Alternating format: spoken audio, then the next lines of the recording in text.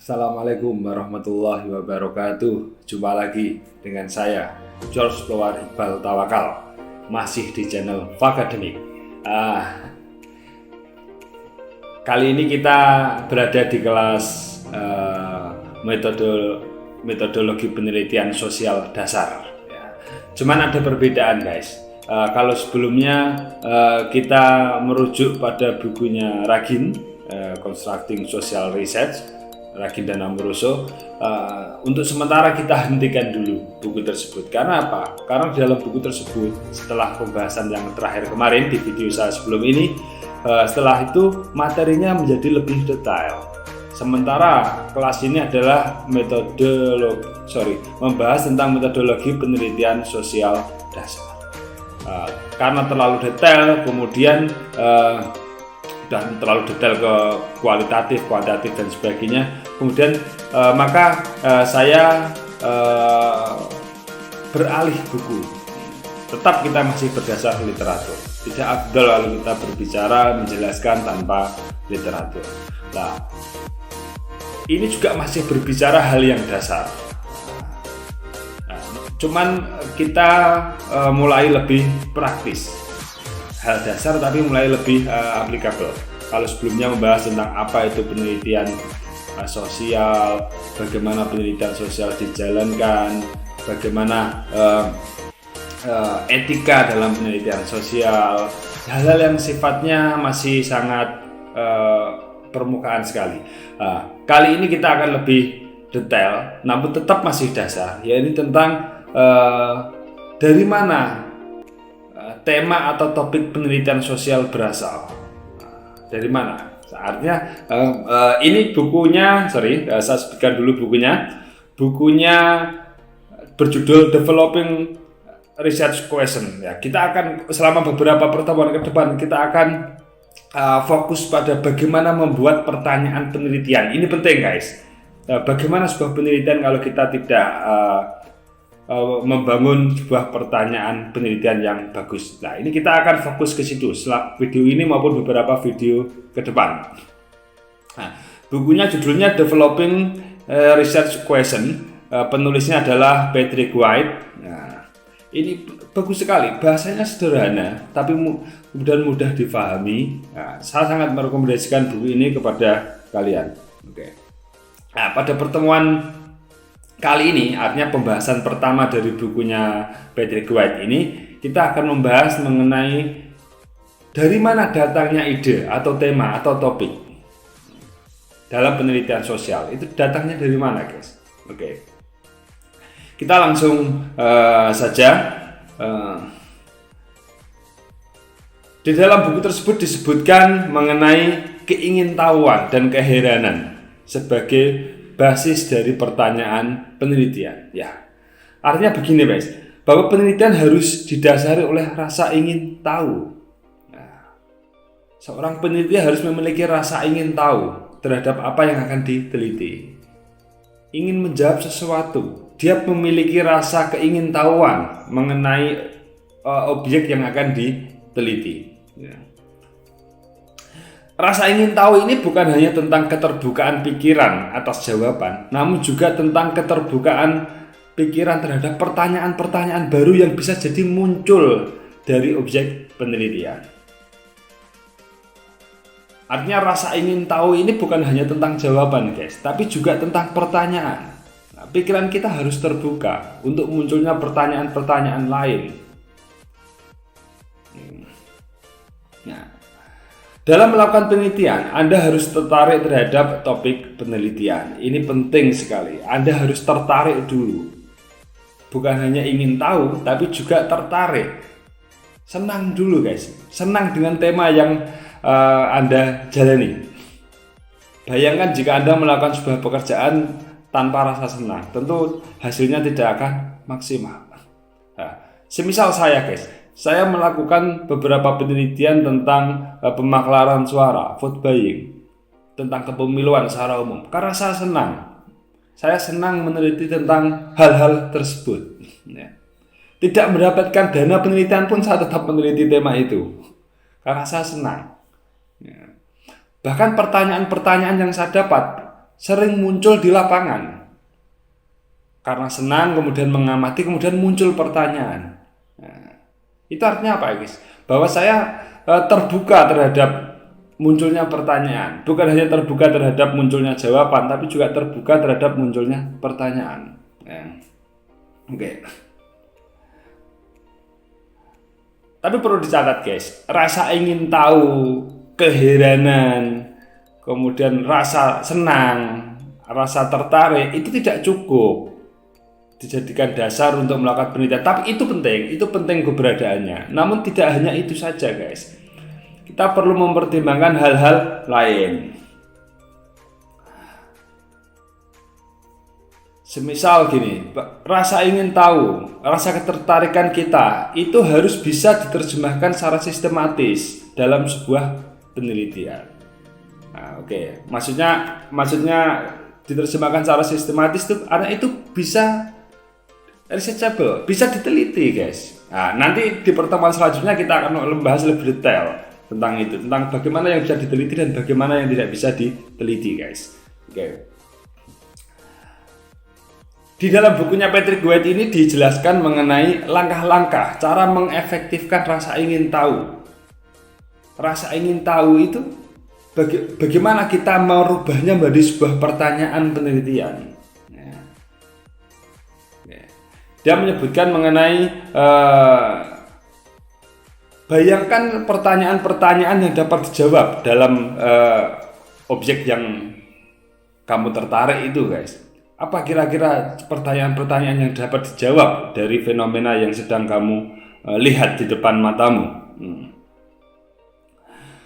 Usahakan untuk tidak terbatasi oleh penelitianmu sebelumnya. Jadi bebaskan dirimu dari penelitian sebelumnya, karena penelitian sebelumnya bisa jadi akan memberi kamu batasan, kamu akan terpenjara dengan hasil penelitian sebelumnya. Kurang terbuka, guys, pikirannya, guys, ya. Kemudian bayangkan jawaban kira-kira atas pertanyaanmu. Anda juga perlu membayangkan sebenarnya, guys, ini nanti jawabannya kira-kira akan seperti apa ya. Ini penting, guys. Karena apa? Ini bukan berarti kita akan memanipulasi jawaban, tidak. Tetap kita akan terbuka terhadap hasil penelitian, tetapi kita perlu memperkirakan jawabannya apa. Kalau dalam perkiraan kalian jawabannya tidak akan ketemu, ini juga perlu dipertimbangkan. Apakah pertanyaan penelitian ini tepat apa tidak?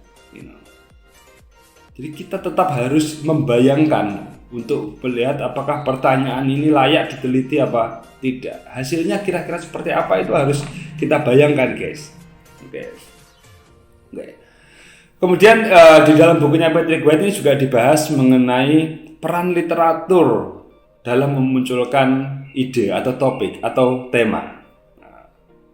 Seberapa besar peran literatur?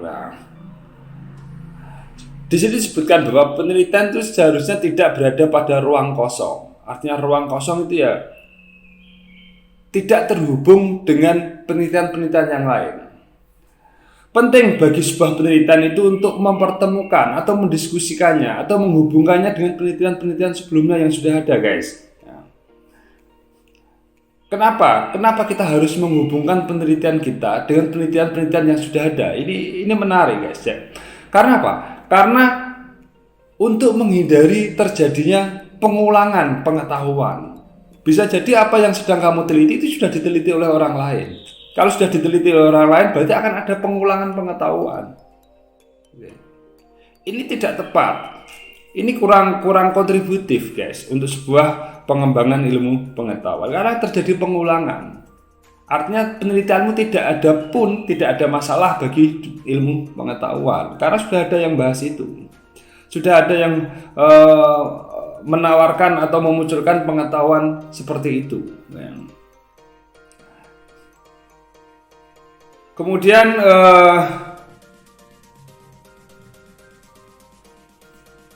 semisal ini ada pernyataan menarik dari Lewins, namanya Lewins, menyatakan bahwa untuk menjadi ilmiah adalah dengan membuat pertanyaan yang berdasar penelitian-penelitian sebelumnya, yang kemudian dapat berkontribusi pada akumulasi pengetahuan. Leibniz lebih ketat ini. Untuk menjadi ilmiah, Anda harus membuat pertanyaan yang berbasis penelitian sebelumnya. Kalau kalian menulis artikel di jurnal, maka akan ada istilah gap research. Nah, gap research ini adalah pertanyaan-pertanyaan yang muncul dari penelitian-penelitian sebelumnya. Ini yang dimaksud Leibniz seperti itu, guys. Nah, dengan begitu Anda akan ilmiah. Artinya kalau tidak berbasis penelitian-penelitian sebelumnya, tidak ilmiah. Ini menurut Leibniz, guys. Menurut Leibniz. Nah, kalian boleh membantah, tapi tetap harus berargumen. Oh, tidak penting itu berdasar penelitian sebelumnya, tidak masalah. Tapi jangan berdasarkan emosi, jangan berdasarkan karena Anda tidak sanggup melakukan itu kemudian menganggap itu tidak penting, tidak. Ya, kita harus berpikir ilmiah, harus berpikir sistematis. Kenapa tidak penting? Semisal, penelitian saya mau membangun teori, tidak berdasarkan teori tapi mau membangun teori, itu pun juga tetap harus mempertemukan penelitian Anda dengan penelitian sebelumnya agar posisi Anda itu jelas. Posisi penelitian Anda di dalam pengembangan ilmu pengetahuan itu jelas. Karena memang tujuannya penelitian itu untuk mengembangkan ilmu pengetahuan, bukan untuk menyenangkan pikiran kalian sendiri, tidak. Kalau untuk menyenangkan pikiran kalian sendiri ya usah meneliti. Karaoke saja, karaoke. Karaoke itu bikin senang, tidak perlu meneliti. Okay. Atau cari hiburan apalah, jangan meneliti.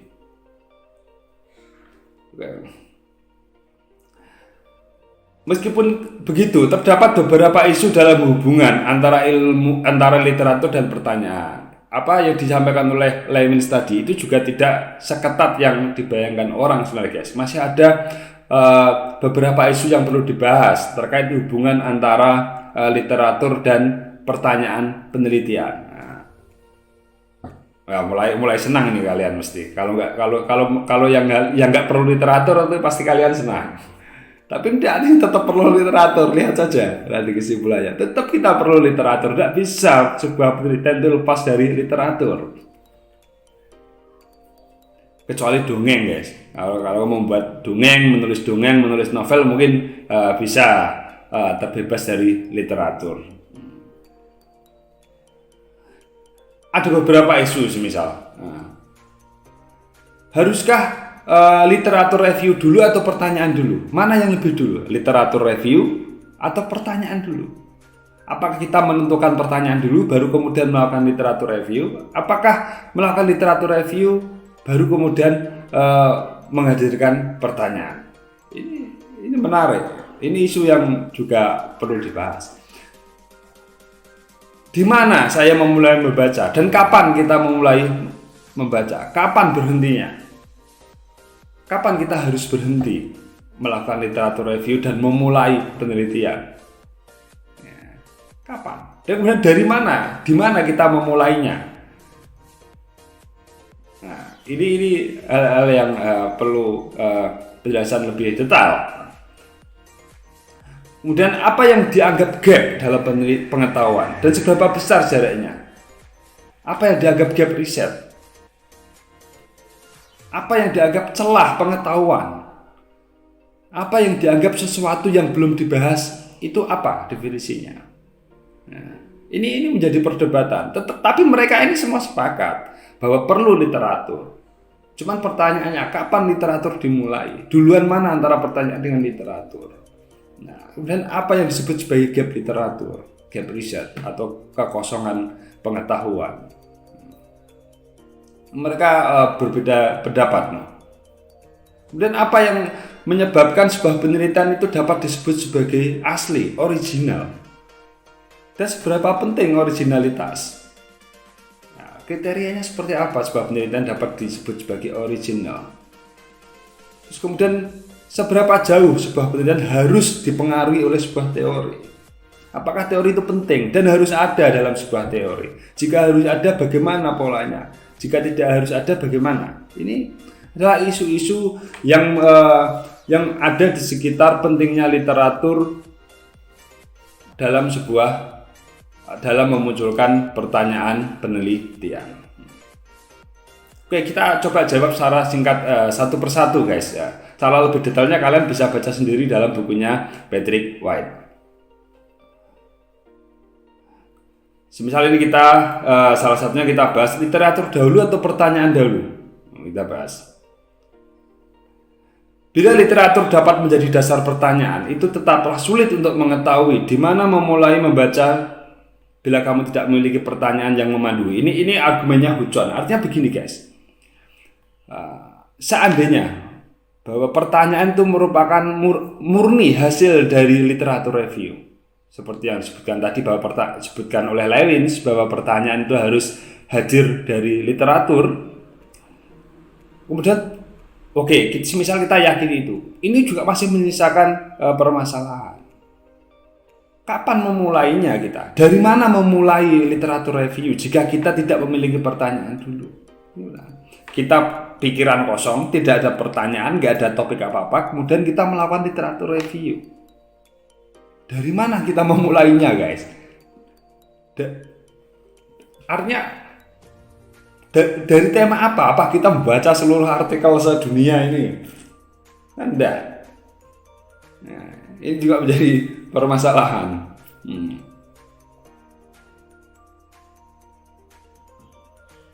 Nah, dalam buku ini disarankan tetap kita itu harus memiliki ide dulu guys. Kita harus memiliki tema. Jadi tema yang lebih yang masih abstrak tidak masalah. Kita tetap harus memiliki tema. Semisal ini. Kemudian setelah memiliki tema itu baru kemudian kita melakukan atau mencari literatur, melakukan literatur review. Dan dari literatur review itulah kemudian kita bisa memunculkan pertanyaan penelitian. Semisal, saya ingin meneliti tentang pemaklaran suara, saya tertarik ya. Dari situ kemudian saya mencari literatur tentang pemaklaran suara. Nah, pada titik ini saya belum punya pertanyaan penelitian. Saya belum punya pertanyaan penelitian. Makanya kemudian saya baca-baca literatur. Nah, dari membaca itulah kemudian saya memiliki pertanyaan. Gitu. Bahwa ternyata ada hal yang belum terjawab dari literatur itu. Artinya pertanyaan yang saya munculkan adalah hasil dari proses literatur review, di mana pada penelitian-penelitian sebelumnya pertanyaan tersebut belum terjawab. Paham ya guys ya? Tetap butuh topik dulu, butuh tema awal dulu. Butuh tema awal, terus kemudian kita cari literatur review, terus kemudian baru kita bergerak untuk mencari pertanyaan penelitian yang belum terjawab dari penelitian sebelumnya. Nah, karena ingat guys, menurut Lewins, jika pertanyaan penelitian itu tidak dihasilkan dari penelitian sebelumnya, itu tidak ilmiah. Oke. Ingat, ini perlu diingat. Jadi tidak bisa klaim, ada yang klaim, oh ini pertanyaan penelitian saya seperti ini, wah ini menarik ini Pak. Tidak bisa adanya mengklaim seperti itu. Meskipun Anda pakai bahasa yang ilmiah, kalau tidak didasari dari penelitian-penelitian sebelumnya, itu tetap tidak ilmiah. Padahal sudah keren pakai bahasa-bahasa implementasi, analisis, evaluasi, wis macam-macam itu bahasa-bahasa yang kelihatan ilmiah. Tapi tetap tidak ilmiah jika itu hanya berada di dalam otak kalian, tidak dipertemukan dengan literatur atau penelitian yang sudah ada guys. Paham ya guys ya? Ya insya Allah paham. Cuman ngelakon ini sih ngangel, menjalaninya yang sulit ya. Karena Anda harus membaca banyak literatur. Kemudian di mana kita mulai mencari literatur review? Ya kalau yang biasa kita lakukan menurut buku ini juga itu ya kita cari artikel-artikel di jurnal guys, karena hasil-hasil penelitian itu dipublikasikan di dalam jurnal. Itu bisa, atau kita bisa meminta tolong orang yang memang sudah ahli untuk memandu kita untuk memandu kita mencari literatur yang tepat dengan tema penelitian yang sudah kita tetapkan sebelumnya. Banyak sekarang artikel-artikel beredar tinggal cari di internet itu banyak guys.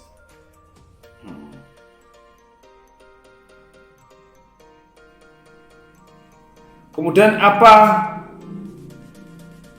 yang dimaksud dengan gap pengetahuan yang dianggap sebagai gap? Nah, ini karena pertanyaanmu itu harus mencerminkan bahwa ada gap di dalam pengetahuan-pengetahuan yang sudah ada, guys. Ya seperti yang saya jelaskan tadi, berarti gap itu ada sesuatu yang belum terjawab, guys. Kenapa harus ada gap literatur? Kenapa? Ya karena agar penelitian Anda itu tidak menyajikan hal yang diulang-ulang, guys.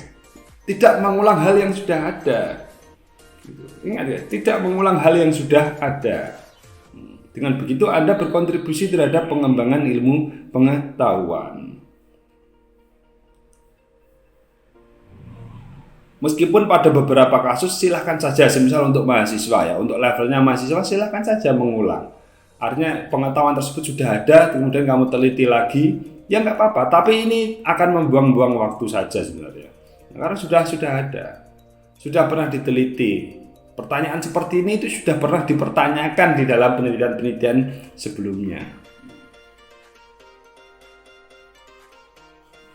Karena menemukan gap itu juga bukan hal yang mudah. Ini tentu sulit untuk level mahasiswa. Karena Anda harus membaca literatur secara komprehensif. Misal pemaklaran suara, Anda harus banyak membaca literatur tentang pemaklaran suara, mempertemukan antar artikel, membayangkan antar artikel bagaimana polanya.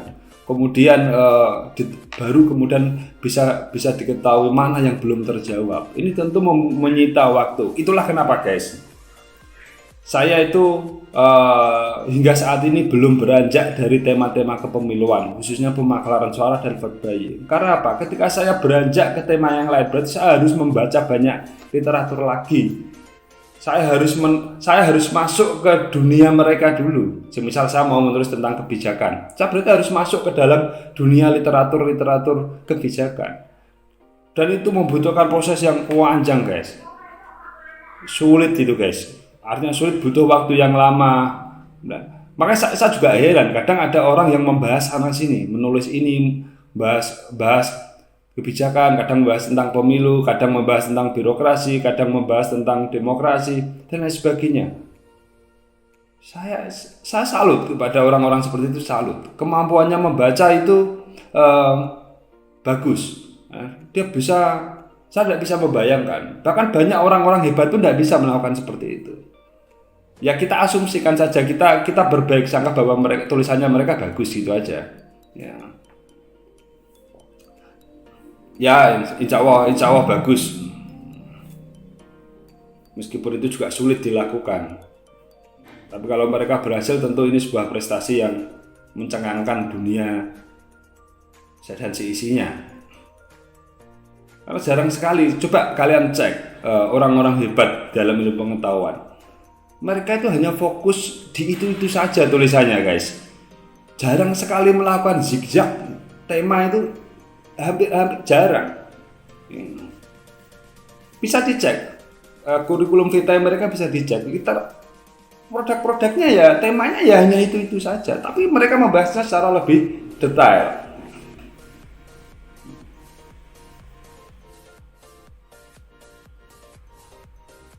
Kemudian tentang keaslian, guys. Untuk mahasiswa ya keaslian penelitian ya tidak harus benar-benar asli lah untuk level mahasiswa. Karena mengulang juga tidak masalah, mengulang penelitian yang sudah ada tapi dengan sedikit modifikasi, atau pertanyaannya tetap sama tapi dengan sedikit modifikasi lokasi, itu ya masih tidak masalah lah, meskipun originalitasnya tetap perlu dipertanyakan. Namun keaslian, kita sekarang berbicara tentang originalitas, itu dapat merujuk pada beberapa aspek sebenarnya. Substansi area, semisal belum pernah ada yang membahas tentang pemaklaran suara, Anda membahas tentang pemaklaran suara, ini juga keaslian, ini dari sisi substansi. Kemudian bisa saja substansinya itu sudah diteliti oleh banyak orang, tapi Anda memunculkan pertanyaan baru. Semisal sudah ada yang banyak membahas tentang pemaklaran suara, kemudian ada juga yang sudah membahas mengenai perilaku maklar suara. Namun kami bisa memunculkan pertanyaan baru yang belum terjawab. Ya, ini kenapa maklar suara itu setia terhadap kandidat, tidak melakukan pengkhianatan. Ini pertanyaan yang baru. Tapi substansinya tidak baru, sudah banyak membahas tentang perilaku maklar suara. Atau kemudian yang ketiga adalah desain riset atau metodenya baru. Semisal pertanyaan tertentu sudah banyak diteliti dengan kuantitatif, Anda menawarkan untuk menelitinya dengan kualitatif. Nah, itu juga originalitas guys, asli juga, itu juga hal yang baru. Nah. Kemudian itu dari sisi literatur guys ya, dari sisi peran literatur dalam memunculkan sebuah pertanyaan. Tapi terlepas dari itu juga pertanyaan penelitian juga bisa Anda dapatkan dari praktek keseharian guys. Memang ini akan kesulitan atau oleh Lewin dikatakan tidak ilmiah pasti karena tidak berbasis penelitian sebelumnya. Tapi setidaknya untuk kalian semisal untuk skripsi itu bisa dari praktek-praktek sosial yang ada, semisal dari implementasi kebijakan. Kemudian Anda punya ide untuk mempertanyakan sesuatu. Ya, memang kesulitannya akan berada pada literatur reviewnya karena Anda berangkat dari pertanyaan, belum tentu pertanyaan itu sesuatu yang baru, tapi tidak masalah untuk level S1 ya, tidak masalah ya. Tetap memang ini proses belajar kalian, tidak harus ada tidak harus berbasis pada penelitian selanjutnya. Pertanyaan kalian misalnya tidak harus berbasis penelitian yang sudah ada, bisa berbasis dari praktek, itu silahkan. Nah, kalau orang yang sudah ahli guys, pertanyaannya bisa saja muncul dari praktek, dari fakta, dari lapangan. Tetapi kemudian dia bisa, karena mereka sudah memiliki pengetahuan yang banyak tentang tema tersebut, memiliki bahan bacaan yang banyak di otaknya, maka dengan mudah dia mengatakan bahwa ini adalah novelty karena yang ada seperti ini. Itu karena memang otaknya sudah banyak terisi dengan literatur guys. Bukan berarti dia tidak memunculkan pertanyaan dari literatur, tidak, tapi dia bisa menghasilkan bisa menghubungkan antara pertanyaan yang dihasilkan dari fakta dengan literatur yang sudah ada, sehingga tetap dia bisa menghasilkan gap riset, tetap dia bisa menunjukkan adanya kekosongan pengetahuan di dalam kajian tersebut. Oke guys, saya rasa itu materi singkat yang bisa saya sampaikan dari bukunya Patrick White di pembahasan pertama ini guys. Untuk lebih detailnya, lebih lengkapnya atau lebih tepatnya, Anda harus membaca sendiri guys. Banyak materi di situ yang tentu tidak bisa saya sampaikan semuanya. Saya hanya meringkas-ringkas saja. Ya, ada banyak hal penting juga yang tentu luput dari penjelasan saya. Ini hanya sebagian kecil dari penjelasan yang ada dalam bukunya Patrick White. Oke guys, jangan lupa guys ya, tetap tonton video ini untuk mendapatkan materi-materi selanjutnya dari bukunya Patrick White. Dan jangan lupa subscribe channel Fakademik. Dengan mensubscribe, Anda akan mendapatkan pemberitahuan guys. Anda akan mendapatkan notifikasi jika ada video-video baru. Oke, sekali lagi jangan lupa subscribe. Sampai jumpa di lain kesempatan. Assalamualaikum warahmatullahi wabarakatuh.